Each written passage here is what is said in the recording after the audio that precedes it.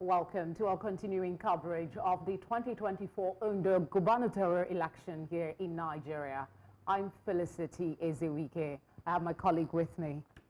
Yes, I am Osarogie, and as always, every election day we show up to guide you through the electoral process and give you the little details here and there as we follow through with every single part of the process and share with you, of course, what the reality is like in those places. And today is the time for Ondo State people to decide who leads them for the next 4 years, with about 3 or maybe 4 major political candidates who are going to be, of course, getting into the polls. The PDP, the APC, SDP, and the Labour Party, which has had a bit of crisis in the last couple of days. We've also seen reports of bits and pieces of vote buying. We've seen security agencies also be a part of the process, but we're going to be breaking down every single detail for you today. So we'll say welcome and thank you very much for joining us as we continue with Ondo Decides 2024. We also will be stopping by in Ogun State this morning to share with you updates from the Ogun State local government elections, which is going on at the same time this morning. You just saw a little clip of the vote buying caught on camera. We'll put that on now. Caught on camera today in the election cycle. We're going to be talking about that as well. We have joining us a witness of the vote buying in the ongoing process, Kayode Babayomi. He is of the AAC. And in the studio, we have a political analyst who is also a legal practitioner, Okiki Adeniro. Okiki Adeniro, thank you for joining us as well. Thank you for having me. Okay, if we have Kayode, do we have Kayode now? Okay, so as soon as we have Kayode, we will get his eyewitness account of what transpired. But I guess that's a good point to start this conversation, Okiki. Vote buying in 2024. I mean, your thoughts, basically. Did you expect that we'll still be talking about this now? Sincerely, I do not expect that we'll be talking about this. The Electoral Act already stated clearly, right, that Section 121, if I'm correct, yes, about vote buying, and highlighted a couple of punishments regarding that. So vote buying is not what should be done in an election. There's been time to campaign. There's been time to mix with people, to talk to them and to give things to them. But on the day of the election, it should not be the day you have to give people money to vote. It's a very, very wrong thing to be done. And like I referred to Section 121, the punishment is 12 months, right? An option of 500,000 naira fine. It's an offense under the law that you buy votes, from voters. I mean, while it is an offense under the law, we do know the reality of the economic situation in the country, yes, and a majority of the population are living below the threshold of poverty. Yes. I understand we have Kayode Babayomi. He is in Ondo State live right now and joins us for update. He witnessed, actually, the vote buying earlier today. Kayode, thank you for joining us. What did you see and what confirmed for you that this is actually being done to influence the outcome of the process? Thank you very much. There is no doubt, it is also evidently clear that what you are showing here, right here, that I sent to you is a practical moment, a practical situation where the APC gathered themselves and they were sharing money to voters. Actually, they didn't know that someone who can cover them, they thought maybe I'm one of their voters, and you can see that a little girl saying they gave him, instead of 10,000 naira, one of his friends who linked her up deducted 3,000 naira. And you could see the video, how that man was holding money, and the other guy was writing the list. The list was, he was writing the list. The list was with him. You can see the man holding money, and there's one other guy with him writing the names of those people that have given money, those people that they have voted for them. And at the moment I stood up, asking them, requesting for the list, the whole, find their way. In fact, if there was a police officer that was, that was also there, the police, I can say the police officer, they were also accomplices, in this very situation. You understand? And the moment he saw that I was on camera, he went into one cassava farm nearby. It's also sad that we are seeing this. It's also sad that at this very critical situation, at this very moment, with the years of democracy that we've been practicing in Nigeria, that we could still be talking about vote buying. It is also sad that the agenda of the ruling class, the agenda of the APC and PDP is to keep the Nigerian people in poverty, so that when election times comes like this, they can give them money, just to buy their votes. I want to ask. Kindly hold on. Kindly hold on. Kindly hold on. I just want to clarify. How much of this is going on? Is this the only case of vote buying that you witnessed? Have you heard of it in other parts of Ondo State today? And of course, which parties in particular have you heard, or did you witness buying votes? The party I witnessed particularly here, this is APC. There is another video on my phone as well, that they have, it was PDP sharing money at that very spot. But the moment they discover that this is a new face, they move in to another room so that I could not see them. But what they are doing there, the woman, I don't actually understand the Kale language, but the woman was speaking the Kale language. But what I know that what she was saying, and with the people that I shared the video with, know that this woman. All right, Kayode, it was just like a Digoko Sebe, and we've been talking about this. I was on your station 2 days ago when we discussed about this Digoko Sebe in Ondo State and stomach infrastructure in Ekiti. It is also sad that this is what we are still dealing with at this very Kayode, it is sad that we are witnessing the vote buying even today, despite all the campaign against people selling their franchise. But it is not wrong, actually. DSS operatives, the cable is reporting, has arrested a man with bag of cash in the ongoing process, which is pretty unnerving. I will come back to you in a bit, Kayode, but Okiki, what bothers me the most is the unbothered nature of the people captured in that video. It was just like a normal thing, that is ongoing. Can we ever root out this vote buying, especially practically with the reality we have with poverty in Nigeria? Well, sincerely, it's a very big question, right? The fact that there's poverty in the land, at this time, the economy is not, doing so well. People are really going through a lot. I believe that based on that, or even before now, you would, agree with me that this has been happening. But right now, the economy is so bad that, so many people want to just leave. They probably want to live basically on something. That being said, that does not mean that a wrong thing should be done. This particular vote buying is the right thing to be done. Really, I must say that a case as this, right, should be taken very seriously, because these are the things that destroys our democratic process.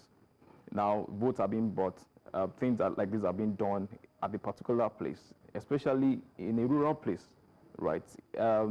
It's done because the political class, just like Mr. Bola said, probably believes that the only way they can win people to vote for them or to get their mandate is by buying their votes. And most people do not understand what they're committing to the political class. It's a four-year term, a tenure that lasts for 4 years. In fact, for some of them, maybe their children would still, would have grown to a particular stage where they cannot even afford to take the child to school. And, collecting an amount 10,000 naira for 4 years is very ridiculous. I mean, yes, I agree, but it's not necessarily shocking, because we saw this in Ondo State as well. Yes. During the Ondo State election. Yes. It was probably even worse. Yeah. And that's what I was trying to clarify, from what Kayode had seen, if it was just that particular situation or it is, much more rampant across Ondo State this morning. So it was in Ondo State. Yes. The level of poverty across Nigeria is staggering, along with the fact that many people see elections as a time to make money. Yes. You know, and we're talking from INEC officials to people on the streets to party agents.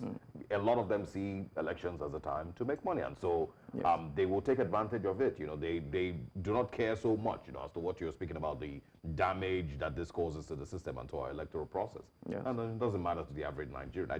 The video the clip we just showed now, the video of a policeman.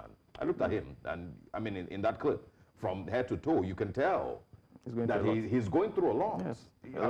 I mean, you would expect, you know, in any sane society, that man is, he will play game, you know, if that opportunity is presented to him. And why I mention him is because I need us to understand the level of poverty and frustration that is, currently, Nigerians currently experiencing. Yes. It is terrible. Very, very. Yeah, so for you to be able to kick off vote buying, you wouldn't just tell people that it is morally wrong. You can tell them as much as you can that it's a sin, it's unlawful. These people are hungry. But I tell you, the truth about it is that you cannot, stay in this kind of terrain. You can't continue like this. Yeah, I understand that things are bad, but how do we get it right? What steps should we take? Then it starts with one person, just like you mentioned, the policeman. It starts with one person standing that, like, this is the right thing. This should be done. If, for example, you offer someone 5,000 naira, 5,000 naira cannot probably buy you a meal or two, and that's all for 4 years. So it's a change of mind. It's a mindset. And sincerely, poverty is a mindset. If, for example, the particular man... That is debatable, actually. When people say poverty is a mindset, that is debatable. Let's be realistic. Yes, it is actually, but to some extent, you agree with me that at the point in time, if a man like the policeman, decides to say, okay, my son or my daughter needs to go to good school, we need to put the right person there. And the only way I can do this is to ensure that my duty post, I do what I'm supposed to do. Well, how can they do this? Earlier, I was watching an analyst here with my colleague Mazino and Juliet, and he was breaking down the fact that political parties invest heavily waiting to buy votes. Yes. They'd rather that they were supposed to start campaigning around March, but they did not do that until sometime in August or October. They wait and they conserve their money. Yes. He also talked about the fact that some of the people in this rural community are not heavily on social media when we talk about, how that influences the process. And you can talk to the person on social media. The person will see that, don't buy vote and all of that. So, political parties are in the thick of this. And if we want to talk about accountability, shouldn't we be looking at refining the political party structure? I guess I should take this question to Kayode, who is also still on standby. As a member of the AAC, how can we begin to root this mentality from the political party system so it doesn't trickle down? Because if the parties don't plan and invest in, vote buying, it will also die on its own. Thank you very much. I think one of the ways we can curb vote buying is to at least eradicate poverty. The rates at which poverty has ravaged the land is so alarming. In fact, they spend billions of naira, like you said, keep money to the late hour, and this is the late hour, just to spend and give to people, and they know that hunger is really a pandemic in the country today.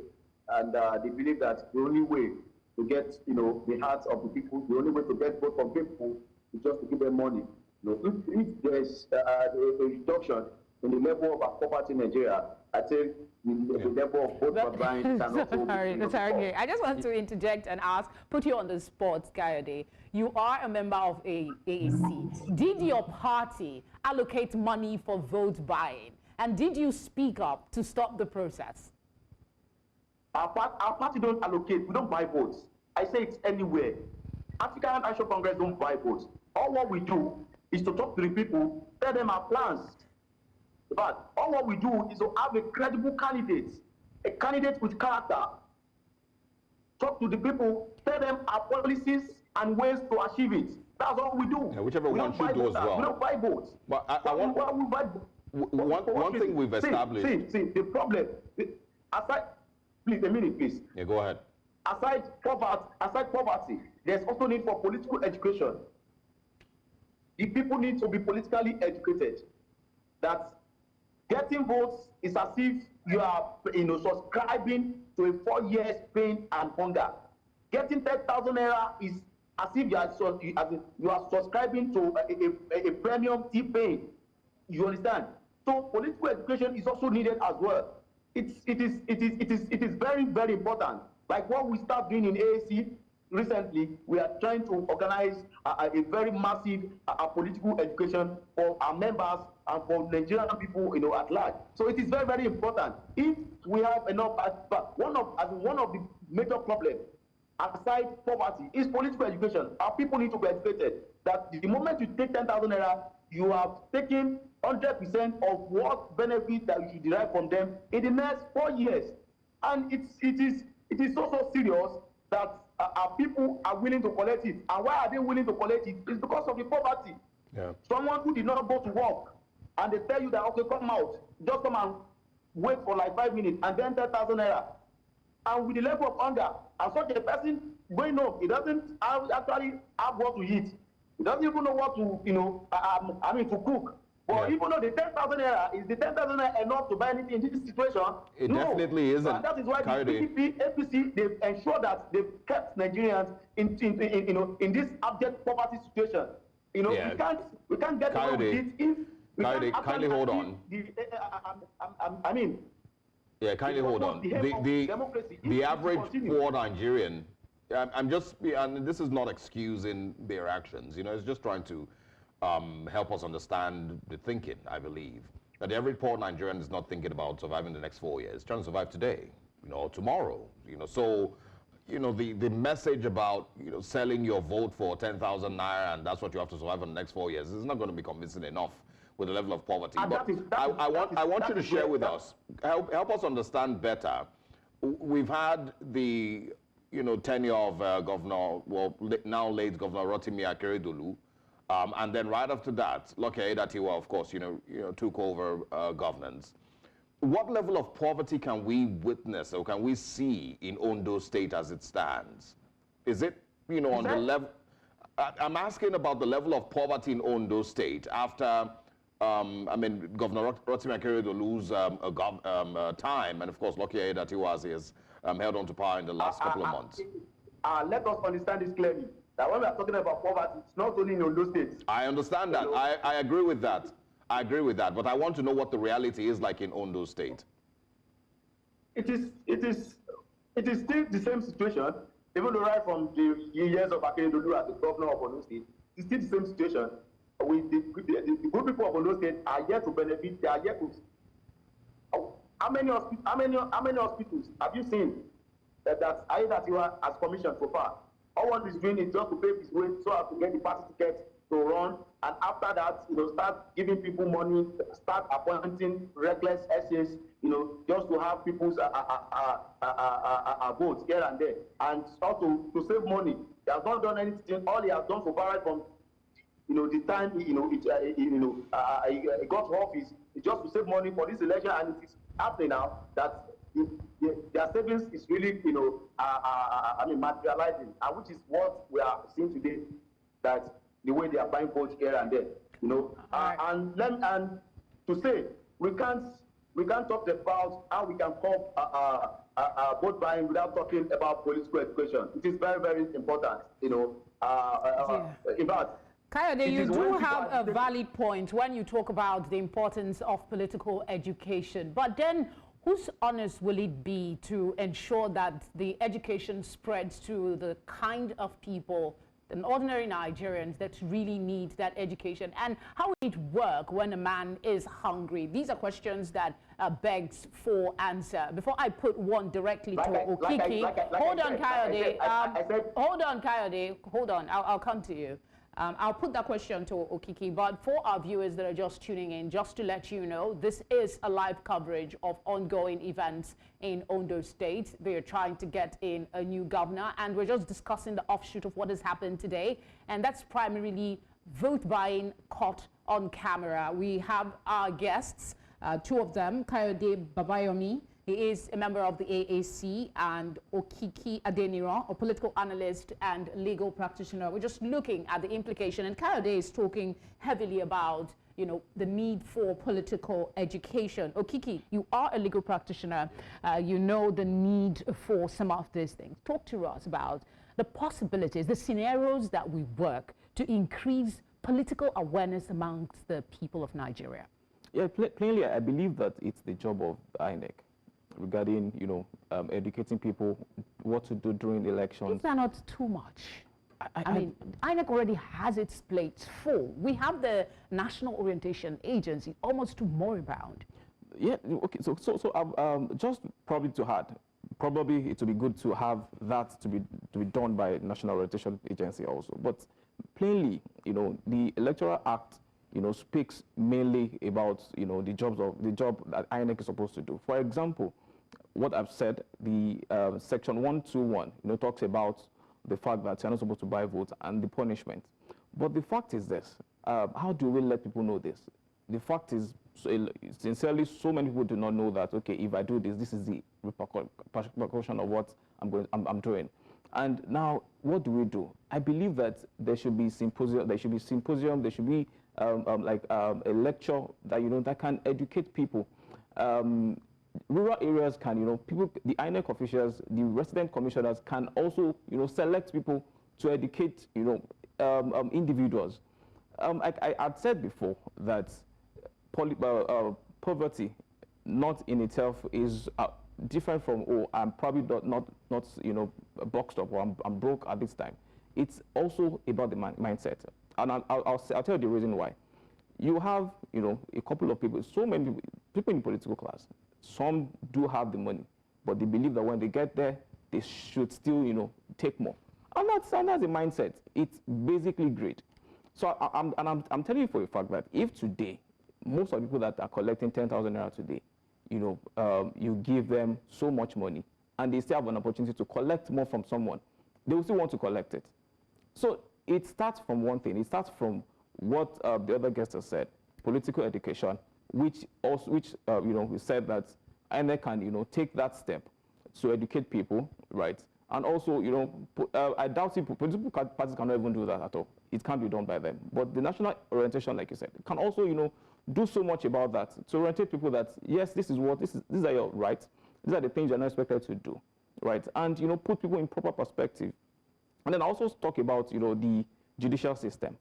The judicial system probably needs to, you know, do so much as regards, you know, trying to... yes, just the fact that you mentioned that brought a thought to my head. Is it possible for us to create some sort of mechanism that will punish political parties as a whole? Like in this instance now, they are alleging that it is the APC. Yes. Is it possible, instead of prosecuting the people who are receiving the monies or the people that are sharing it, make the parties bear the brunt, some kind of punishment to serve as a deterrent? Sure, it can be done. But the fact about it is this: you know, in court, you have to prove, you know, beyond reasonable doubt. It's a case where, you know, you can't, you know, say, I've seen this and therefore the whole process should be taken out. Now, we've seen some people on camera saying that, oh, I belong to this, they belong to this party. How did you know that? Those are the questions that will be asked in court. And that's why so many things, so many times, we get to see that issues will be taken to court, but it doesn't come out the way we think it will, you know, because in courts, there's so many things. It's like, you know, go through fire, you know, so many things will go out of it and you get something refined. Especially in a setting where corruption also seeps into the judiciary. I mean, we are in a dire situation, however you look at it. Yeah, but really, I believe and I have hope, right, in Nigeria. I have hope that, you know, things can get better. And it starts with, you know, basically people at the helms of affairs. You know, it starts with, apart from people at the helms of affairs, it starts with, you know, the people at the rural area. For example, if today a traditional ruler says in my town, there's not going to be vote buying, and I'm going to get my vigilante guys to go out, I'm going to do, you know, put measures in place, certainly you can be so sure that things will be done. It's just like, it's an example, I'll give you an example. If, let's say, for example, there's been armed robbers, you know, visiting the particular area of a town, and the traditional, you know, ruler says this is what I want to do, you will find out that that will stop because probably put measures in place to ensure that that thing stops. So if we start from the rural area and, you know, So there is that part, right? Yes. There's the part that the traditional rulers, are meant to play, maybe even religious leaders with, changing the mindset and the, orientation of the average Nigerian, the poorest Nigerians, to make them more, responsible yes. with their electoral process. Yes. Right, but there's also laws that have been laid out by the Nigerian Constitution, Yes. by the Electoral Act, yes. that punish vote buying. Yes. What we see really is failure to adhere to those, laws. If over time, from Ondo State to the general election to Anambra State, everywhere, if we've seen that anybody who has been caught or found guilty of buying or selling their vote has spent 2-3 years in jail, it definitely would cut down on the people that will be willing to try it. If we've seen, complete adherence to those laws. Yes. The problem really is that we don't see that. And it gives people the freedom. And then, I mean, they are doing this thing in broad daylight. They weren't even hiding. They are buying and selling. Somebody is even crying that they took 3,000 from her 10,000. Yes, yes. So even within the crime, she's still been robbed. So, I mean, it's an insane reality. So if we simply just adhere to those laws and ensure that we enforce those laws, and it's not just with the elections, generally across Nigeria, the reason you continue to see these things happen, the reason you see, you continue to hear of policemen abducting Nigerian citizens and, removing millions from their accounts, yes, is because the one that they caught last week, nothing was done. Exactly, nothing was done to him. Yeah, we're not sure that he has actually been sent to prison. Anything is going to happen. That's really why. So traditional rulers will play their part, no doubt. But the simple adherence to our laws, to the Criminal Justice Act, to the Electoral Act, if we don't enforce these things, we're just wasting our time continuing to tell people to please now, it's bad now, you will not benefit anything for the next 4 years. That doesn't work. We do have a new sheriff in town, Chief Justice of Nigeria, and there seems to be some hope, and that some efforts are being noticed already. Maybe there will be some sanity. It's going to be a long haul, but if we can just start, Kennedy, I want to come back to you. We still have questions for you. Okay, we might have. Okay, I think we have lost Kayode for now. I was going to ask Kayode, I guess you can also take that on. I've asked you about it. Okay. The primary responsibility for political education that he advocated. His party says his party is already doing something. Well, do you really think that political parties will be invested in, getting people better educated on the political process when they will not benefit from that education? They will lose out more. So I disagree with what he said, in the sense that there's no way political party would do what is against what will, pay him at the end of the day, right? So just, what we've said, right? This particular job should be, saddled, it should be given to a particular agency. I believe that if this is done, right, if we decide to say, okay, let's have an agency that, educates people, or probably maybe a part of INEC, right? Let's educate people as regards vote buying, how to vote, what can disenfranchise you, and other things, I believe, we'll move forward. And to talk, just to backtrack a bit regarding what you said, right, I believe that there are laws, there are so many laws sleeping, actually. Yeah. Sleeping in the sense that nobody's trying to wake them or trying to use them. We have a lot of criminal code. We have a lot of laws, ACJL, that talks about so many things, like if you do this and this is the repercussion, this is the effect of what you've done. But the thing about it is that a lot of people tried, like this video that I've seen, you can take it to court. But the fact about it is that how can you prove that those particular persons belong to this particular party? So that is the issue we have at times. You can have evidence, but if you don't know how to channel it, then it goes to no issue. How do you even prove that they're buying votes? They're buying votes. Yeah, right? Are you sure votes? that, what if the person was just probably just giveaways? Okay, we have YAGA, for instance, observer groups, observing this election, and they have been doing it for quite a bit. and at the end of every cycle, they come and give their observation as to the things that need to change. Is there perhaps something that these civil society groups can do to help with, you know, better political education to improve on the choices that people make? Sure, they are. They are. And I believe that in doing that, the issue that they might have, or like the political, the social group will probably have, will be the rural areas. Because if you look at it, most of these things, they happen at the rural areas. Okay, so I'll go back a bit. Where I voted during the 2023 election was at least a place where you have some, you know, alert and, you know, was very peaceful and very good. I didn't even see anybody trying to buy votes. You just go there to vote and then you go your way. It was a very peaceful election around that area. There was no issue. But you find out that some places, right, it can even be in Lagos, but there are some places that you probably have to focus on to educate them that these and these are the issues. These are the things. If you do this, this is the effect of what you have. It's not alone, right, to say there's poverty, but do you want to see a change? Do we want to keep complaining that the government is not doing well?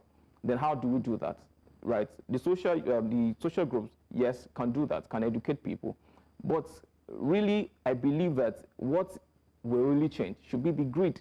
People have greed, and I'm specific about this because you know, is it possible? National grid. Sorry, is it possible that there is an intentional move to keep the people subservient with the harsh economic reality? Because this vote buying and some of the shenanigans we see can only thrive in an environment where people are hungry and dissatisfied with the reality. So if we continue to vote this kind of people into power, how can we ever imagine change to happen? Okay, so in this case, there has to be a revolution. And sincerely, there has to be a revolution. Revolution in the sense that you look away from the good things that you get, in quotes, the good things in probably, you know, the money that will give you during the election, and look at the good things that you get if you get it right. Now, you can, you know, buy people and say, okay, I'll give you this amount, vote for me, and that will be all. But someone who sees beyond the now and sees the future, and that's the major issue. Most of these people are not seeing the future. They are looking at the now, what I'll eat tonight, what I'll eat tomorrow morning, and that's all. But where there's a revolution, you will see that you start talking about my children, how do we go forward, what else do we do, right? But all this, right, needs to be channeled, like you said, social groups. Okay, so again, not to seem like a pessimist, but we've had situations where good talkers, people that, you know, they come out very energized that, oh, we want things to change. And then you see them get a taste of power, and then you see a change. The clear case in point is the most recent appointment. I'm not going to mention name. People were, you know, bringing what he was saying. People looked up to him at some point as to the things that he is saying, and then now he has evolved. So power corrupts. That is in the mix. Yes. I don't know where I'm going with that, but it just doesn't seem like there is a hope anywhere. You look this way, there is an obstacle. You look this way, there is an obstacle. Who are these people that can truly come up beyond the rhetoric and take the necessary action to begin to change the process? Well, I think I'll agree with you, right? And I'll agree with you in the sense that really it's tiring. In the sense that, you know, you get to see someone speaking for the people, and all of a sudden the person moves to the other side. The reason why it's done, not certain, but if I'll probably just have, you know, put a thought towards that, maybe it's a case of probably when I get there, I can, you know, change things from the inside. Maybe, but you can't be too. But you can't be too sure. Hardly ever happens. Yes, but you can't be too sure. But the fact is this, and you know, I'll say it again. What we need is a revolution. We need, and I'm not calling for, you know, anything. It depends on the kind. There are different kinds of revolution, but who are the people to lead it? I also want to, you know, I mean, we should also talk about INEC, you know, itself. You know, it's also in the spotlight today. The trust deficit, on INEC, has greatly increased in the, right after Edo State elections. In fact, from 2023 elections, and then of course the Edo State elections, a lot of people have lost faith completely with INEC and with the electoral process. This is an opportunity for them to, prove themselves worthy once again. Professor Mahmoud Yakubu made promises. He said that they had learned lessons from Edo State and they were going to be better now.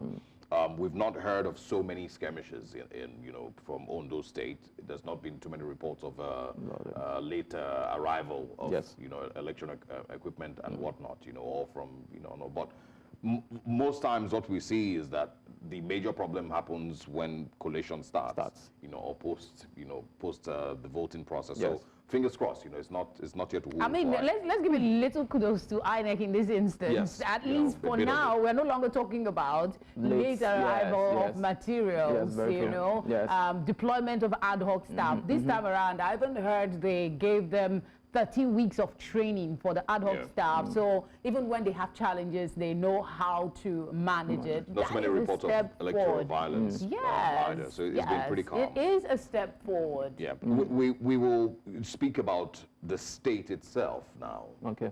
There's 17 electoral political parties that are contesting. There's 4 major ones, or 4 most popular ones, as we can see. So when we come back, we're going to go on a break now. When we come back, we would x-ray these political parties. We'll look at the candidates from Loke Datiwa, who of course is the incumbent, Ayola Agbolaja, I beg your pardon, who is the PDP candidate, and former Deputy Governor on Governor Rotimi Akeredolu. We're also going to be seeing the SDP candidate and, of course, the Labour Party candidate, and the little issues here and there, and what the key electoral choices or the key issues that Ondo State people will use to determine who, once again, becomes governor. So stay with us. After this break, we'll get into that.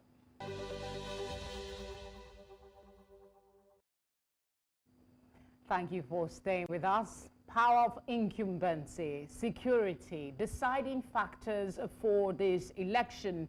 We know that 17 political parties are looking to get the #1 spot in Ondo State. We're still talking about what is happening in that state in the process of electing a new governor. We also know on the sidelines that there are local government elections ongoing in Ondo local government, in Ondo State. My colleague Bernard Akede is on the ground. Ogun State, yeah.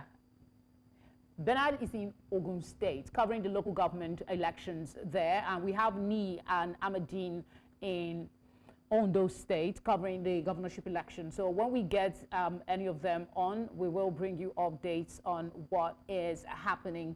Before the break, Osarogie teased the deciding factors for voters in this process. Okiki Adeniro, political analyst and legal practitioner, is still here. So over to you now. What are the deciding factors in this process? I mean, what should be the deciding factors? Well, really, I believe that there's so many things that should be looked at, right? And I believe that one of the things the electorate actually should look at, should be for a number of the candidates.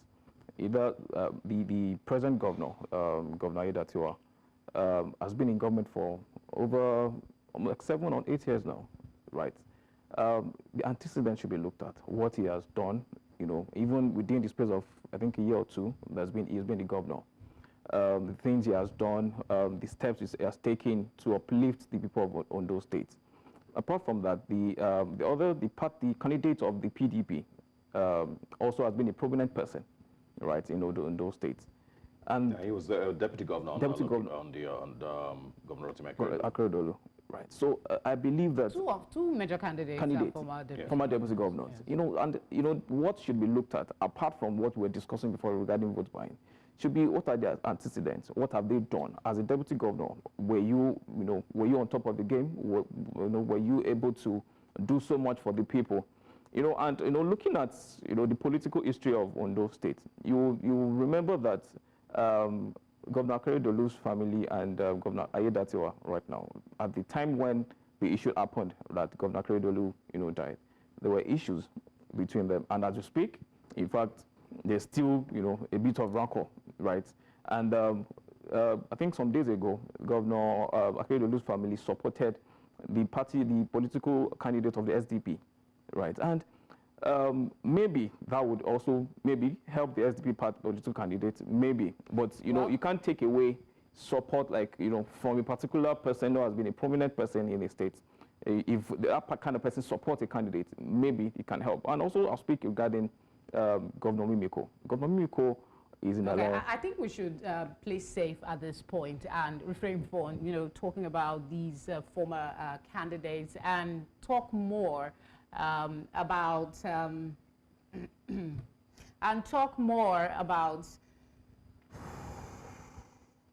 Yeah, well, I think we can quickly just get a live feed from Ondo State, where the incumbent governor earlier, had spoke about, I think something I also brought up, he spoke about the peaceful conduct of the elections, INEC officials arriving early enough, and, it seemed to be a completely violence-free electoral process. So let's quickly watch that, Governor Lucky Aiyedatiwa in Ondo State. Somebody can. And the military at the background, they are heavily deployed to be able to attend to any security threat. And I believe the people will comport themselves. We are peaceful people in Ondo State. Ondo State has been adjudged to be one of the most safest and peaceful states in Nigeria. And we'll be having our elections in a peaceful environment, and this very one will not be different. The citizens, they are law-abiding, haven't been at the saddle for the past 10 months. The state have been very, very peaceful. And they know what they want and who they want. So I believe the election will be very, very peaceful, credible. I went through the whole process of accreditation before casting my vote. And I believe the INEC officials will do the same at every location. So I want to believe that the process will be very, very transparent, credible, and conclusive at the end. With what we have done in the last 10 months, the populists, the voters, like I said, they know who they want. And I believe I am at an advantage position to win this election because of the works that I have done in the last 10 months since I assumed office as the governor of the state. We traversed the entire 18 local governments. We visited communities all across. And I want to say here that I was the only candidate that covered the entire 18 local government during the campaign period, and also major communities, not just the capital city of the local government. I saw with my eyes, I felt the people, I listened to them, and I responded to their requests and their questions, and they are satisfied. They are always excited at my appearance. So I believe they will, because of the huge turnout during the campaign, I want to believe they will translate that love into votes today. And that gave me confidence that the outcome of this election might be to my advantage. And I want to believe that victory will come my way. Thank you. The current governor of Ondo State, Governor Lucky Aiyedatiwa, who took over as governor after the passing of the former governor Rotimi Akeredolu, who passed on just about a year ago, maybe less than a year ago. But he, of course, has spoken about the peaceful conduct of elections in Ondo State, which many people have also commended. It seems to be a very, very smooth process. INEC also seeming to have learned their lessons with regards to logistics a night before the elections and setting up early enough in all these local governments. The Ondo State elections is going to be happening in 3,933 polling units across the state. And of course the 203 electoral wards across the state as well. So it was important that they got there on time and they were able to set up on time for every single voter. We're going to be looking also at the numbers as time passes, the numbers of people who actually take part in the elections. The fears of voter apathy have continued to dwell across the electoral processes here in Nigeria. And so I don't expect that this will be different. Bernard Akede, our reporter, is joining us from Ondo State this afternoon. Hi, Bernard. Ogun. Ogun State, I beg your pardon. Because it's happening simultaneously. Yes, we tend it's to okay. mix it up. All right, so tell us about, Ogun State. What's the process been like all day? Yeah, well, I mean, it's okay to mistake Ogun and Ondo. They sound almost the same, and elections happening on the same day, but completely different. Different in the type of election and different in the turnout. Like you mentioned, also, how would I say it? Everything basically looks completely different. Now, unlike Ondo State, where you said, you just mentioned Osarogie, that, electoral materials came in on time. Here, we've been moving from one, area to another, and now we're in Abeokuta South, Kuto to be precise, Ward 22, Unit 12, and the electoral materials only arrived here about some 30 minutes ago or less, or a bit more than 30 minutes ago, saying about 11:25 is when the electoral materials arrived here. And the voters who had been sitting here were furious. Some of them saying that they've been here as early as 7:30 because voting was supposed to commence by 8 a.m. And that the gates to this primary school, St. John's Primary School, where we are, the gates were shut. They were only allowed in from about 10:30 a.m. They kept on waiting. Some had left in anger, only for the electoral materials to arrive here as late as 11:25 a.m. And such is the story we've been seeing in certain other places. The first place we visited when we arrived was another local government, and that was Obafemi Owode local government. We got there around past 10, and the local government office was still filled with voters, with electoral officers, still there just trying to mobilize the materials to get into vehicles and then to disperse them as at past 10 a.m. There's a lot of complaint we've been seeing. If the election is starting so late, when will it end? However, anyway, it's local government elections based on experience. The turnout is not exactly usually fantastic. Like you can see behind me, I'll step away and you see it's a handful of people here. And that's how it's been, around the state. Again, such is what happens in many local government elections that I've seen. Unlike what we saw in Rivers State, of course, because of the peculiarity of the drama that was in Rivers State. But here so far, it's been ridiculously quiet throughout the places we've visited. And then, we've just seen security blocks here and there because there is a curfew. The movement has been restricted until the hours of the elections are over. It is because it is state organized. That's why we're having this drag. Again, is it also possible that all the attention is in Ondo State? So perhaps much attention is not being given to the local government polls. Well, if you say that it's about the attention given to Ondo State, you could say that would be on the national level. All eyes are on Ondo State. But here in Ogun State, I don't want to believe that the indigents, the citizens of the state, want to pay more attention to what's going on in another state than paying attention to what's going on, in the local government areas of their own states. The local governments are supposed to be the closest connection of government to the people, as a matter of fact. So you think that they would want to connect more to what's going on concerning the local government elections. But on the national level, yes, I would agree that it's possible that there's more attention on what's going on in those states as regards what's happening here. As a matter of fact, even when it comes to journalism, the only journalists we've been able to come across with to meet while going around this election process have just been journalists who are domiciled here, local journalists in Ogun State. We've not met anybody else from outside the state just yet. So you do have a point. Beside the upset, or should I say anger now that the people are expressing for the delayed start, what else are they saying about their optimism that the candidates will do what they say they will? And so one of the people I spoke with earlier, I asked her, and you'll probably get to see that interview soon. I asked the lady what exactly are the challenges she's seeing in her local government that has made her decide to come out and vote for whichever candidate. And well, one thing that everybody's complaining, it's a unanimous complaint about the economy of the country. Now, regardless of whether it's the federal government or the state government or the local government, as long as it has to do with the government, people just want to air their grievances that the economy is tough, things are hard, the economy is biting, basically, which is the unanimous complaint that we've gotten so far. we're trying to see how we can get people to complain about the direct things, or how they can tell us about the immediate things affecting them within their local government, things that they think that the local government chairman or chairpersons can address and that they can get solutions to. Things like the roads in the local government area, drainages basically, maybe healthcare in the local government areas.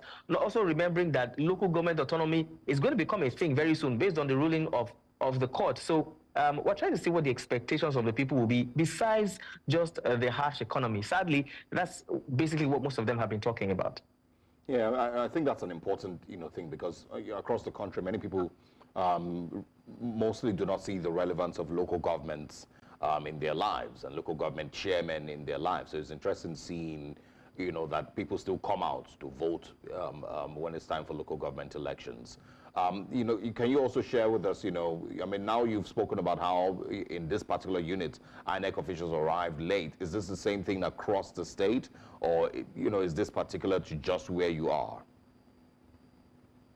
The place we've visited, and it's about the same thing, late arrival. As a matter of fact, we've seen some of the electoral officials on motorbikes trying to get to their location, asking questions on how to get to their locations. So I think it's a problem that the state needs to look into. Remember, again, like Felicity mentioned, because it's state conducted, so these are not exactly INEC officials, Independent National Electoral Commission. These are officials of the state Electoral Commission, as Ogun State Electoral Commission, OGEC, I think, as it's being called. So I think the state will need to look more into this particular issue. It's not just, now we're in the state capital, Abeokuta, we're seeing this happen here. You'd have thought that if there would be any improvement in such activities, it will happen in the capital. We've seen it happen in the capital. We've seen it happen in other adjoining towns. All right, I think the network has interrupted. Bernard there in Ogun State covering the local government elections. We're, going between that and what's going on in Ondo State. We will continue with the conversation just after this break. Stay with us.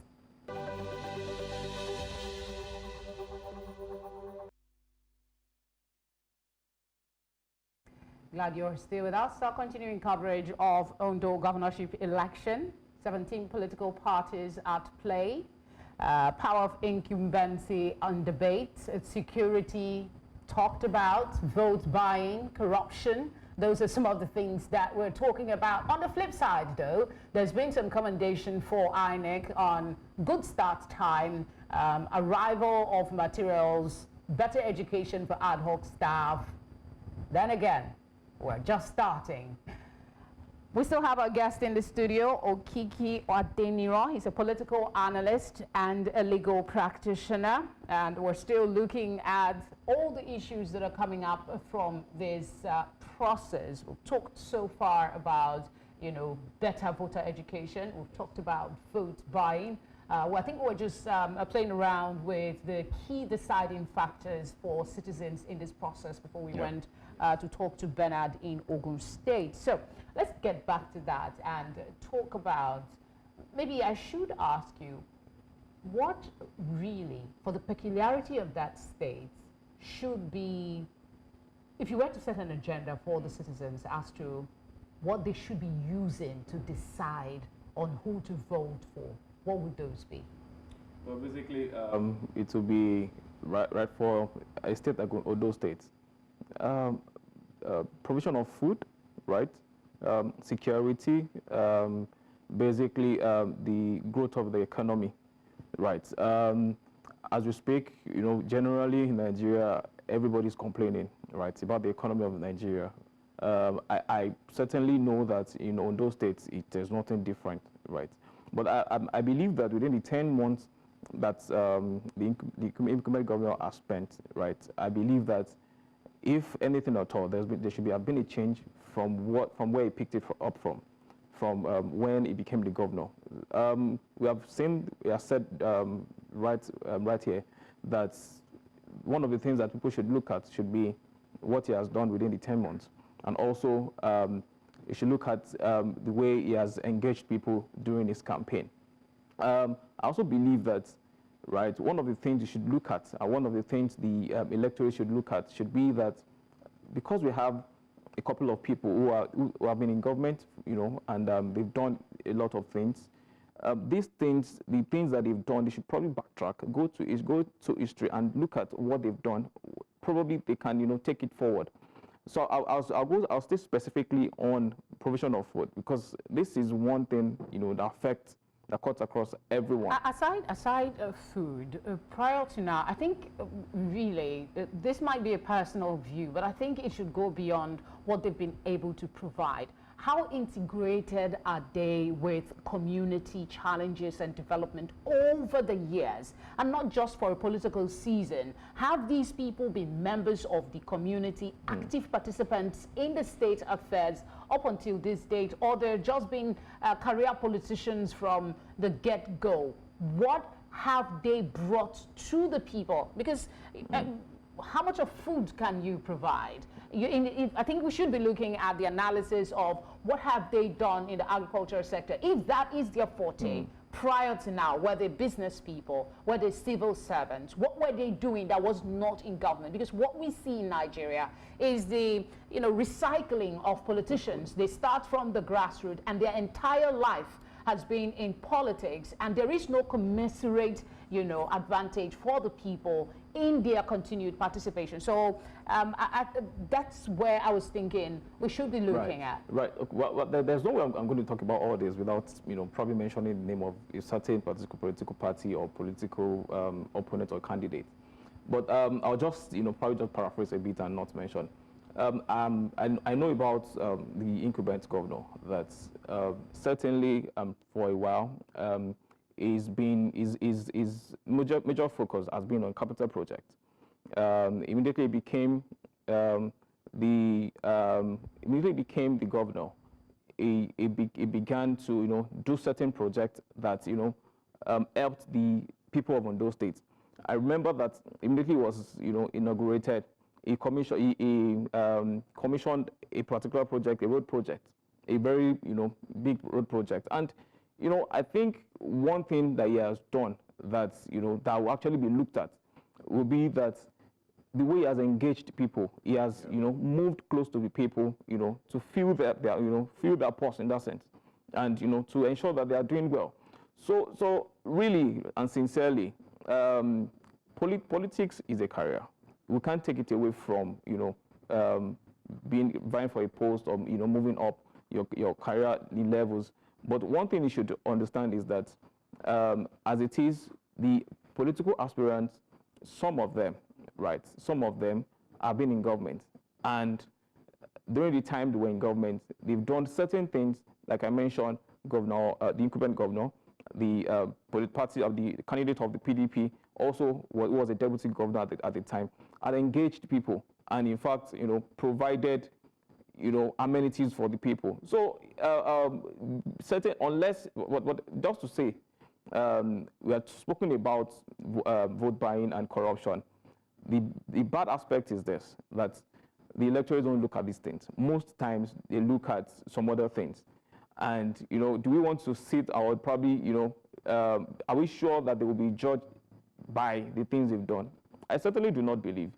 I believe that although we know that these are the things they've done, these are the things they're capable of doing, but what they'll be judged by will be how they've been, how down to earth they are, how they are provided in that sense during their campaign, and, you know, the steps they've taken at the time, you know, during their campaign. So yes, they've done a lot of things. The incumbent governor has, you know, majored in capital projects.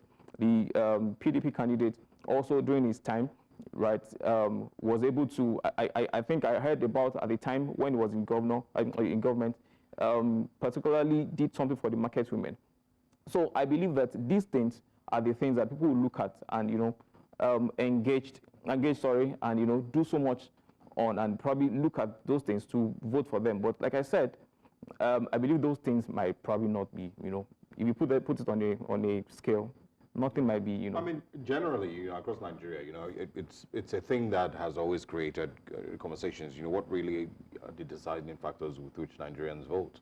You know, at the federal level and on the state level. You know, what is the effect on you know, that governance really has in their lives that, you know, that shapes their voting direction. But let's quickly bring in, Amadine Uyi, who's also joining us, this time from Ondo State, to give us live feed from what's going on there. Good afternoon, Amadine, great to have you. It seems to be a very peaceful electoral process all morning, in fact, all day in Ondo State. Has it continued that way?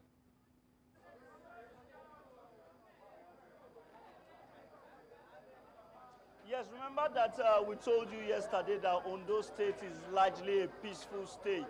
Then considering the fact that the two major candidates of the Ilajes are taking this election to be very, very important because it's one of the first time in recent years that they are having their sons vie for the number one seat of the state. So for them, the election is key. They cannot afford to mar it with violence.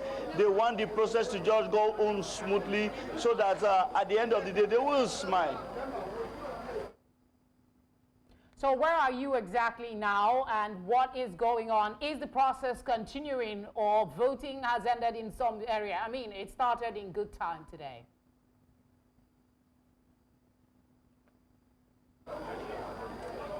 Now, I'm at Obenla community, is a riverine community within the Ilaje local government area, the community of the governor. So the process has gone on smoothly, no hitches here. The major chunk of voters who had come out had cast their vote, but the voting process has not ended. Hopefully when the voting process ends, then there will be sorting and counting of the votes. What's the general sentiment that's been expressed as to how the process is going so far? And maybe you could talk to us as well about the presence of security agents in that environment.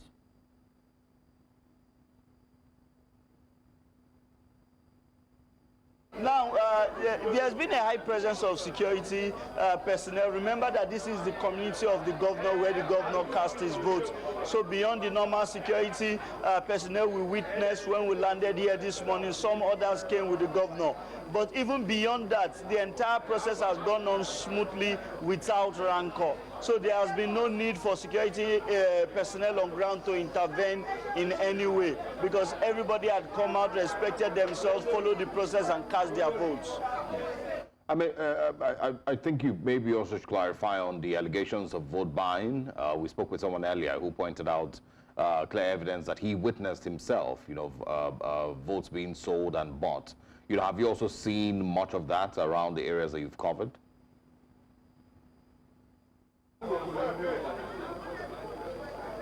For this community, we've not witnessed that. I even spoke to one of the agents, election observers who had come. He said he had transversed several communities and there had been no issue with vote buying. He has not observed it. For us on ground, we have not observed anything about vote trading, that is vote buying and selling.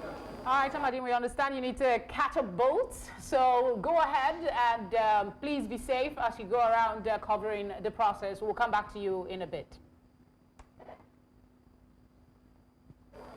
Largely peaceful, Okiki. That's what we've had all day. Do you expect that it will sustain for the rest of the process? Well, it's almost end of the election, but I know anything can happen at any time, right? But it's commendable. Right, the security agencies, the INEC, it's been very good, very smooth and peaceful.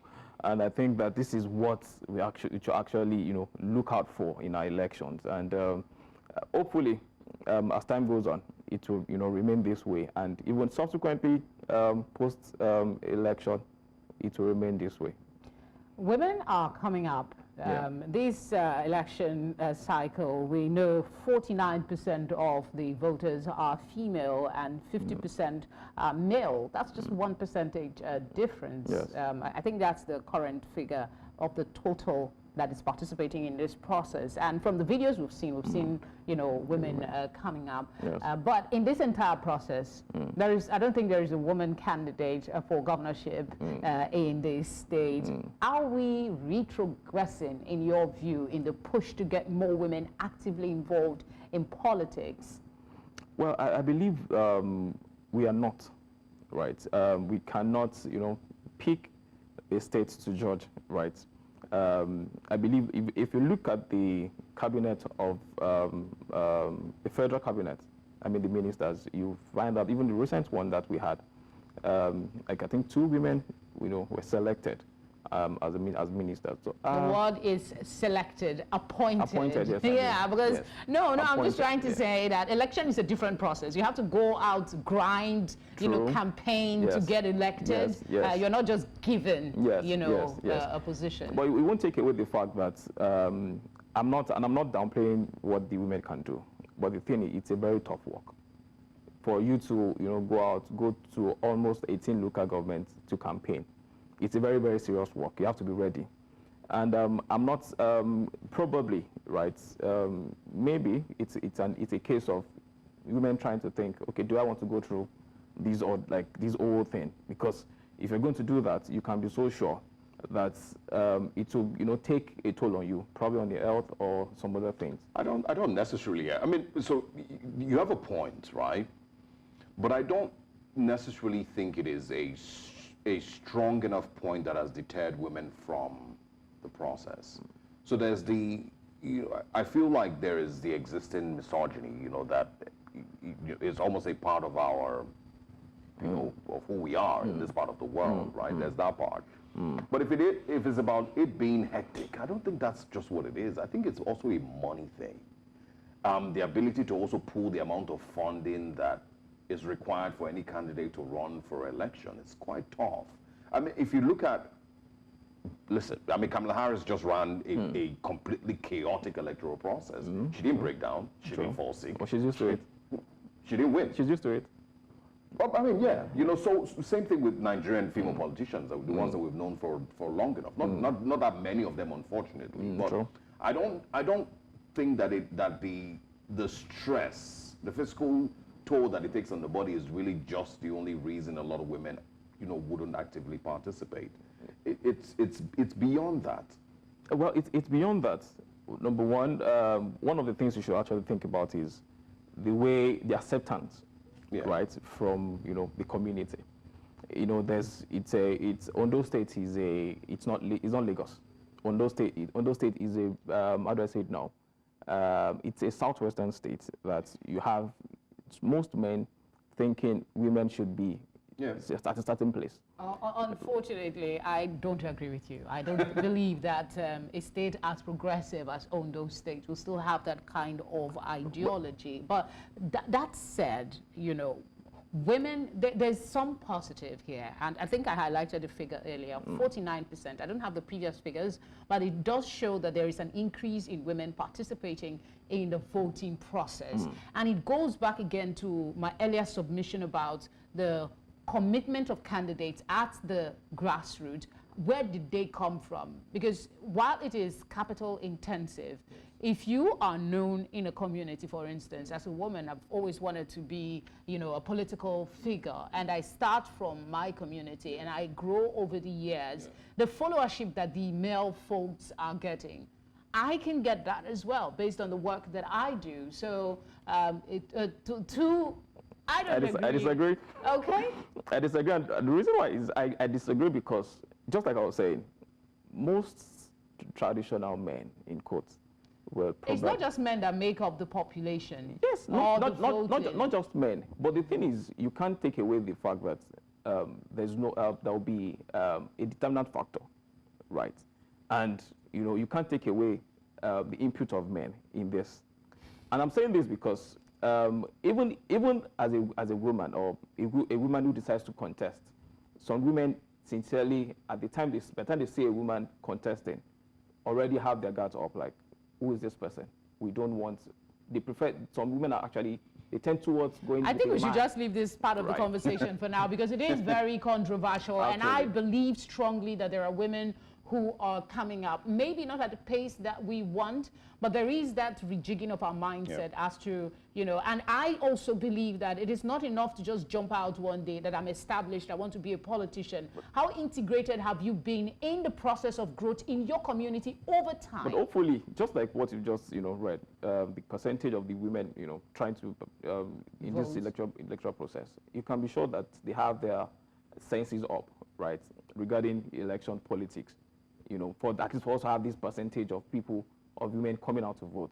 And so you can be sure that in a very short time, we'll have, those they probably produce, women in government contesting and winning elections. Yeah, I mean, I think we should also just chip in bits and pieces on the, I keep pointing out the little details, that might also determine, the way people see the elections. 17 candidates, 4 of them major candidates. The Labour Party had its struggles a couple of days ago. The appeal court eventually, of course, ruled and reversed that ruling. There's also, of course, Loke Datiwa and Agbola Ajayi, both from Ondo South. Yes. If you remember, that also was relevant in the Edo State elections, two of the candidates from one particular region. We've also seen that Akure South, they've also said is very, very pivotal in the elections. Agbola Ajayi is contesting for the second time. He ran in 2020, you remember, against his former Oga, Akere lost. He's contesting, again. How important are these little details in determining how today goes? Well, I believe, I don't know if I'm permitted to speak, a bit regarding, So I believe that some of these candidates, right, they have their strongholds. They have places where they actually have their people, right? I was speaking about the PDP candidates, and I was talking about the fact that certain people, and he believes, and one of the things that he actually believes, like certain people from his own area will probably vote for him, right? He's been deputy governor, he's been in power, he's done so many things for some people, and he believes that these guys will probably be loyal to him and vote for him. Apart from that, Governor Datiwa is also an ally of Governor Mimiko. Governor Mimiko he served 2 terms after Governor Agagu. Governor Agagu was running his second term before the court declared Governor Mimiko as the governor. And you can be so sure that Governor Mimiko has, held a particular amount of electorate, right, in Ondo State, and can command to say, okay, this is our candidate. So these are the factors, I believe that these candidates are riding on. And, just as I've stated, Governor Datiwa and Governor Akeredolu's family are not, really on the same page as we speak. And you can be certain, right, and I read somewhere, recently that Governor Akeredolu's family, endorsed a particular party, I think SDP, right, as the, candidates to be voted for. So these are the factors that will be looked at in the sense that you can be so sure that they are all divided. But they believe that once they align themselves together with a particular person who has been probably a prominent person in the state, they probably win the election.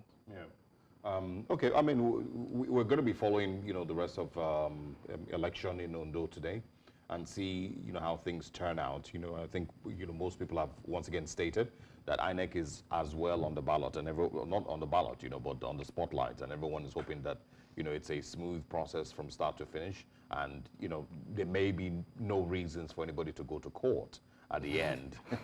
I doubt that. I'm so sorry. I doubt that.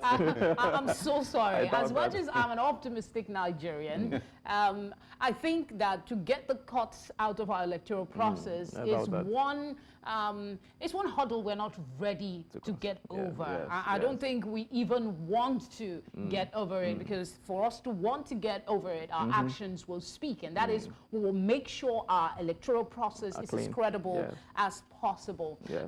Talking about the process itself, just before, last night, I saw stories about, I want to go towards the scare tactics that used to work in the past, when some hoodlums will come out and say, if you don't vote for my candidate, I will kill you. If you don't vote for my candidate, I will do this or I will do that. We saw that happen. There was sporadic shooting in some parts of the state, and then you had talks come out threatening people that if you don't do this. But that doesn't seem to have worked. I mean, the journey of 1,000 miles begins with a step. Today we are seeing people coming out in their numbers to cast their ballot. So I want you to speak to that. Is that something that we should celebrate and look forward to in the coming elections, that the power of these thugs who go about threatening people has diminished?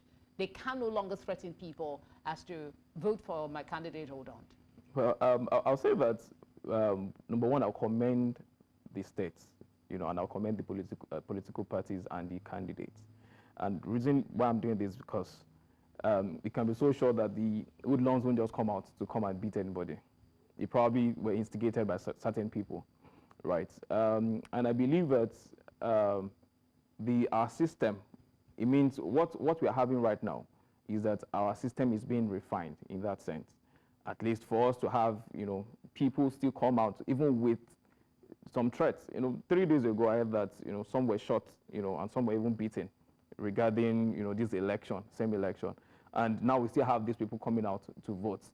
It means one thing. It means that the political class in that state probably, have a mindset of, let's get this election done peacefully. Once this can be done peacefully, then whatever comes out of it, we'll accept that. So, so sincerely, I want to just, say that using the hoodlums to intimidate people probably, should not be what should be happening in this election. Although we've not seen anything except it's not working. That was what I was to trying to say. Yeah, it's not working. Their power is fading, and I'm so glad about it. But the thing is, you've not heard about it a lot. I don't think anybody has even reported now. I saw the reports yesterday, and that's why I brought it up. Yeah, that was 3 days ago. Tactics is no longer working. At all. Yeah. So, like, this election, at least for now, today, we've not heard about that. And I hope it's no longer working. I mean, it worked in 2023 in the general elections. So it's no longer working, not because it's been defeated, it's because they've become smarter. They probably don't. It probably means that that there are some other ways. There are some other things that they probably relied on. If someone feels like, okay, probably things not going my way, and most of the attacks don't come until almost the end of the election. Please allow me to live in my imagined El Dorado for the next few moments. We'll come back and we won't continue. If the resident electoral commissioner is your friend's cousin, you don't need thugs.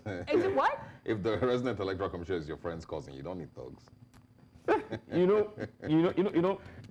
there's a game plan already. There's, if I know that, okay, I don't have to stress myself. Why am I wasting money to get people to come and scatter the election and even get a bad name? Let me just sit down and whatever will happen, we'll know where to Okay, now I get the drift of the submission. Yeah. All right, we'll go on a short break. When we come back, we have more conversations to go. Stay with us.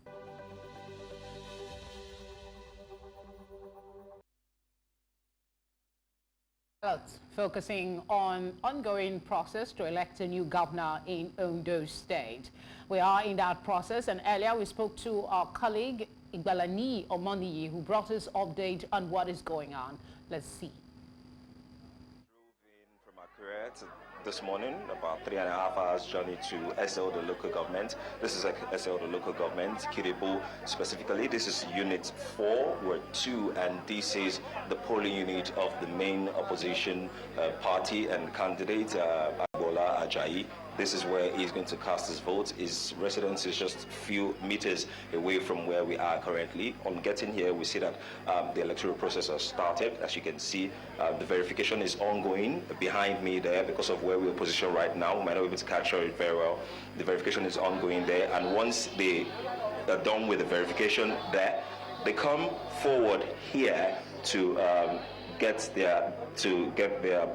complete their process and get their ballot sheet, then go to the cubicle there where they eventually cast their ballot. That's been the process we've made so far. A handful of people are here sincerely, and we've noticed that even on our way getting to this place. One thing I must note is the presence of police officers, even driving down to this place. According to how the police force PRO mentioned, 4 per unit, and we could see them across various units before getting here. But I'd like to quickly speak to this chief. Daddy, I'd like to quickly speak with him. I met him here, and I'd just like to ask him what the process has been so far. Daddy, show you about the first one, English. Okay, kí lorúkọ yín? Ọládèjì Ọlọ́run wà. Okay, ìgbà wo lẹ débí àti pé gbogbo bó ṣe ń lọ láti nǹkan báwo lẹ ṣe rí gbogbo ẹ̀ sí? Ó ti fẹ́ tó bí 20 minutes àbí 30 minutes mo wà bí báyìí. Mo dẹ̀ rí pé kò sí ìjà, kò sí nǹkan kan. Ọ̀rọ̀ tó kàn disturb wa díẹ̀ ni pé ọ̀rọ̀ capturing kìíní yẹn ò ṣiṣẹ́ dáadáa ló fa ìdúró tí gbogbo wa fi dúró tára tí ìdìbò yẹn kó máa lọ. Bẹ̀tẹ̀ kò sí ìjà, kò sí wàhálà, kò dẹ̀ sí nǹkan kan. Kí ló ṣe pọn dandan fẹ́yìn láti dìbò lénìí?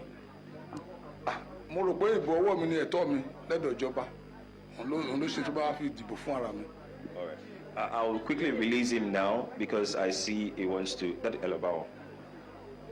So he was mentioning that there has been no issue so far except the operation of the beavers, which I'd like us to pay attention to right now. Hopefully the beavers is now functioning properly. That's been the only challenge. As you can see, he has been accredited with a nod from the official there. And now he's being processed and his name is being checked on the voter register there with one of the assistant presiding officer to confirm and tick him and let him have his ballot sheet so he can go and cast his vote. And as I mentioned earlier, and just as he has said as well, everything has been going on fine here according to reports we've heard so far, aside the beavers, which we can see right now that is quite functioning properly. Hopefully, during the course of everything, we'll be able to speak to more electorate who will be able to share their thoughts on how the process has been so far. But you can tell just by looking behind me here, male, female, old, aged. In fact, we spoke to one 80-year-old man earlier, Zachariah, and he mentioned that it is his right, although he had a favorite as regards the candidate, but he mentioned that this is his right and he had to come here and there has been no cause for alarm so far. And he even warned that if he hears any issue, he will personally come here and deal with the person who is causing the mayhem. That's very patriotic of him. But you raised an issue that we have actually also been noticing all morning, and that's regarding connection. We're wondering how the BVAS is actually taking, or how the BVAS is functioning with the connection problems that we've been experiencing talking to people in Ondo State, and also getting connected to you as well. So we're wondering what this will pose, or if this will pose any challenge for the entirety of the process happening in Ondo State currently.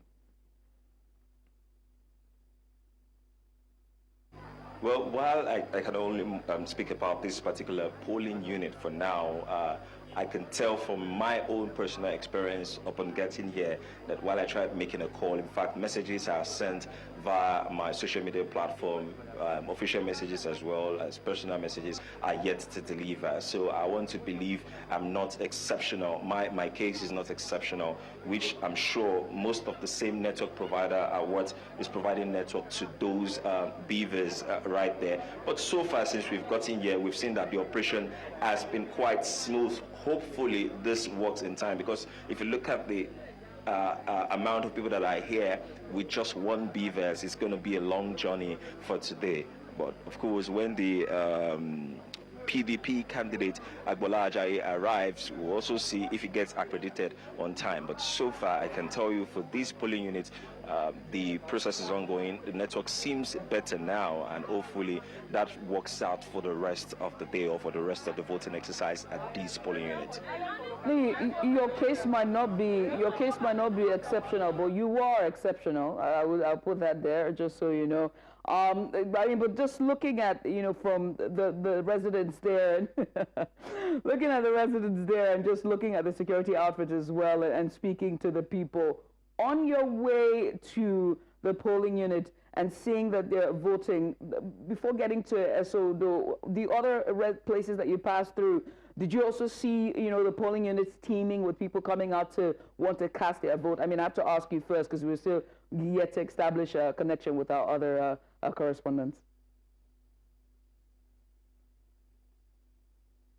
So on getting here, we moved across, if I'm not mistaken, about 3, 4, no, even 5 local governments on getting here. I can tell you for a fact, even as early as 7:30 this morning. I want you to see this aged woman here trying to cast a ballot. I'd like to quickly speak with her while I continue speaking with you. Mommy,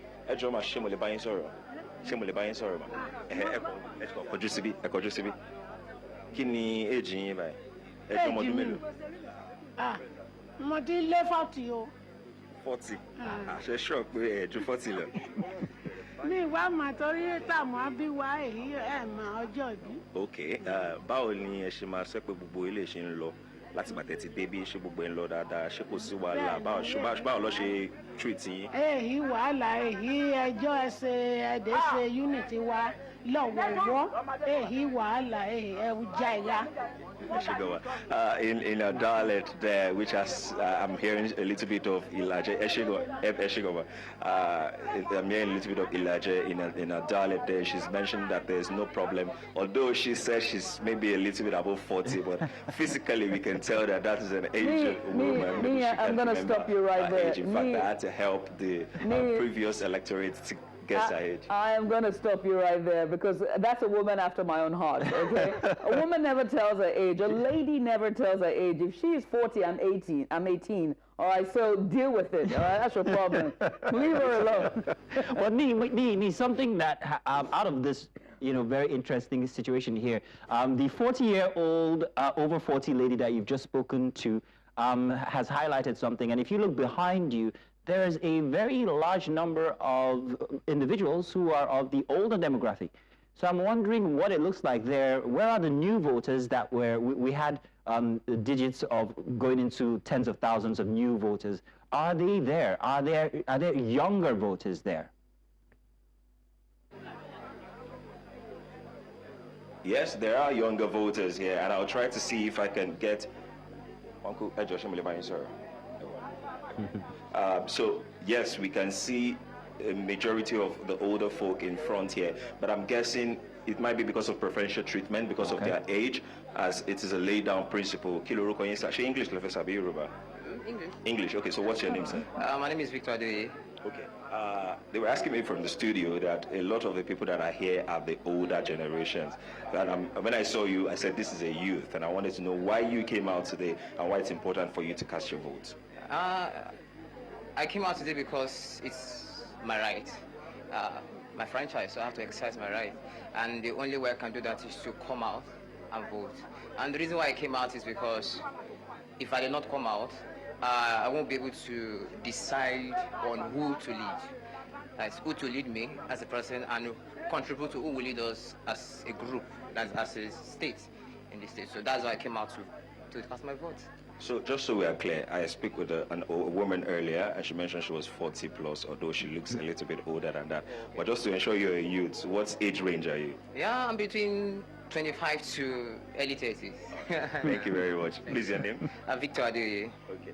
All right, you've heard it from a youth, Judith, and I can pinpoint a few more just behind me there. Victor Adoye, with his age range, certainly falls within the age bracket of a youth, or like your 40-year-old love, Judith. But for now, I can identify some youth on these line, and yes, I want to believe that the people who are in front are being given preferential treatment. Just as you can see this mommy sitting down just here on this chair, I want to believe it's because of her age. That's why she's been given this preferential treatment, and you can see a handful of them also in front here being attended to first before every other person. All right. Many thanks, Will. Again,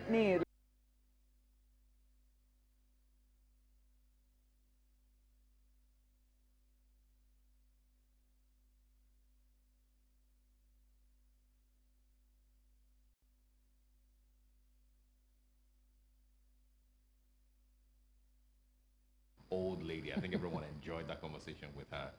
We now also have Amadine Uyi, who has been in Ondo State the whole of today and interacted with a couple of voters as well. So let's quickly share with you part of the things that he experienced. We'll be back. Right now, I'm at Obenla community, one of the communities in the Ezeikwe local government area. This is the community of the governor of Ondo State, Lucky Ayedatiwa. He's already come and vote, but hold on, before I give you more details of what transpired when he came, I have a gentleman who has already cast his vote. Let's first hear from him. Good morning.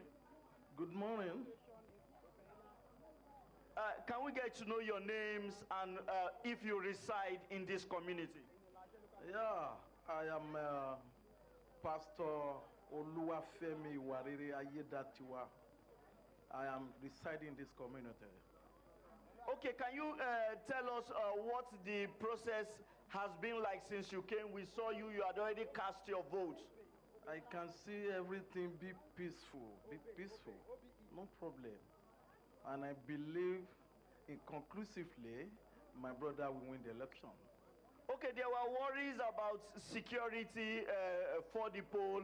We want to know if it has largely been peaceful. Then also, when did the INEC officials arrive here?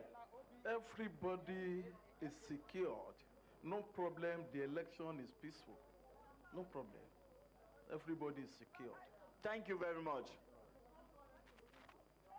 Okay, you have heard him. We saw him earlier. He had cast his vote. Just like I said, this is the community of the Ondo State Governor, Lucky Ayedatiwa. He came approximately around 8:40 this morning. When he arrived, he first went to greet the traditional ruler who was in charge of this community, then immediately proceeded to go and cast his vote. So it took him approximately like 10 minutes, and he came out to speak to the press. Now, if you see the entire process, you see there are voters who are already on ground here. It's a small community, but one unique thing is that maybe because this is the community of the Ondo State Governor, we have seen a large turnout of voters. It's been largely peaceful.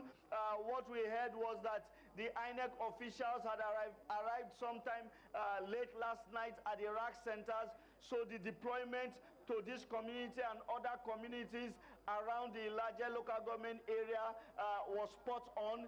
They were early. A lot of them came very early to begin their daily duties. Then also another thing we have observed, remember that the police had promised that there will be adequate security. When we came here, we cited police personnel already on ground trying to maintain some sort of law and order. Now, if you follow the politics of Ondo State, this is definitely one of the first times an Elijah's son is going for the ultimate position. So there is some sort of consensus, some sort of solidarity among the Elijah communities, among the riverine communities, because they do not have the numbers. So now their son is coming out for the #1 seat in Ondo State. Definitely, you know that they will rally around him. And so coming here, there's that excitement in the air. Talking to some of them, you feel that excitement that indeed one of their own is going to be occupying government house if the process goes as they hope for. Well, but Ahmadine, I think Ajayi is also from a son of the soil as well. I'm wondering if there's any division, seeing that these are practically brothers who are vying for the same position. Does that dynamic play into what you're seeing there today?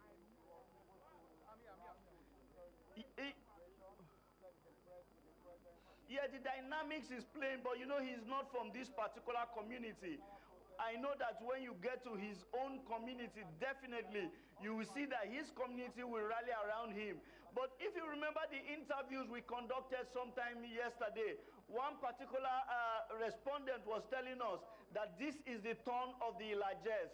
So the whole Elijah community are going to rally around the candidates.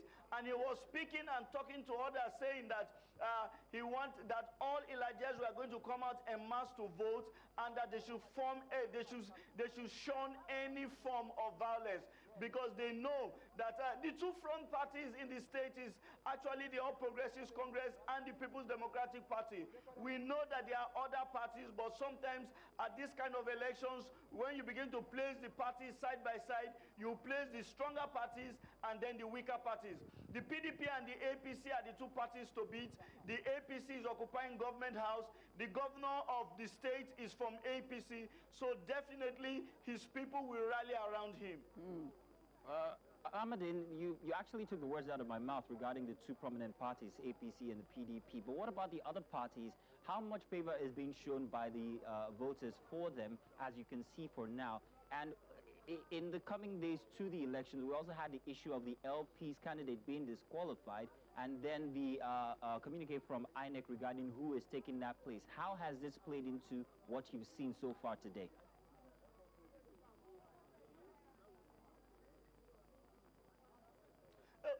Manzini, in the build-up to these elections, you know the parties that are stronger. During the interview, you saw the interview with the governor after he had cast his vote. There was one statement which he said, which was very strategic and concise. He said that he was the only candidate among all the political parties that visited all the 18 local government areas of the state in the build-up to the election during the campaigns. So you know some sort of funds, your war chest, your deep pockets will play at this point in time.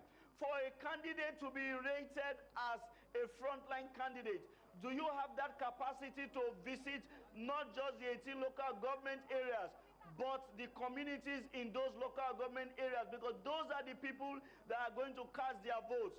On our way to this community, this Obenla community, we passed several communities along the river. And how many people went to these communities to campaign?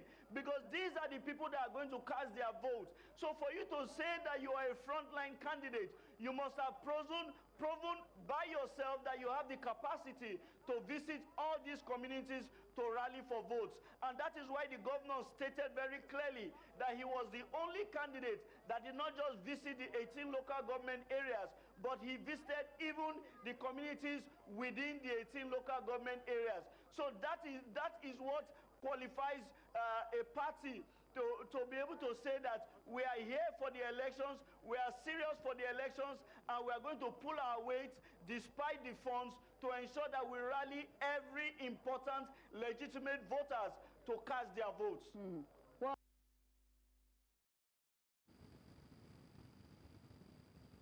My colleague Amadine, we earlier bringing us update on what is going on in Ondo State as the people decide. So far, up until now, it's about 1 o'clock, just past 1 o'clock.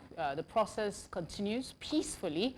We've not had any incidents of violence or ballot box snatching, but we have heard of vote buying. We have pictorial videos, rather, showing an alleged vote buying going on. I mean, we have a lawyer in the studio, Okiki Adeniro, and he's been harping on the fact that you might have the visuals, but if you don't have hard evidence, you might not be able to prove your case in court. So now, even with the video, we are still saying alleged. Yes, we have to say alleged, actually.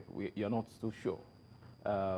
Like we said, it might probably just be kind of, saying thank you to people, right? It can be like a giveaway. You can't be too sure. So it depends on the testimony of the person doing it and what can be deduced from the video. As of now, we don't have that, so we can't ascertain that it was probably vote buying or not. But well, the circumstance of... So why does the law do this when it is obvious this is actually what has gone down? Is there no way that we can find a way to, I mean, we talked earlier about maybe punishing the party or something? Sure, there's a way to punish. There's a way, the law states, right, the ways we can punish. But the thing about it is, for a court to rule or judge that this has been done, it takes so much. It's not just a step. If you're going to tender an evidence before the judge, you have to be sure, right? You have to be convincing. So if it is not a convincing evidence, you can be so sure that it will be put aside. And when if you look at the courts, you see a scale, right? It's those things are the things. The scale is actually what the court uses to judge. So if you put it on the scale to say, okay, this is what has been brought to me, is it what the while, like, can I judge based on this?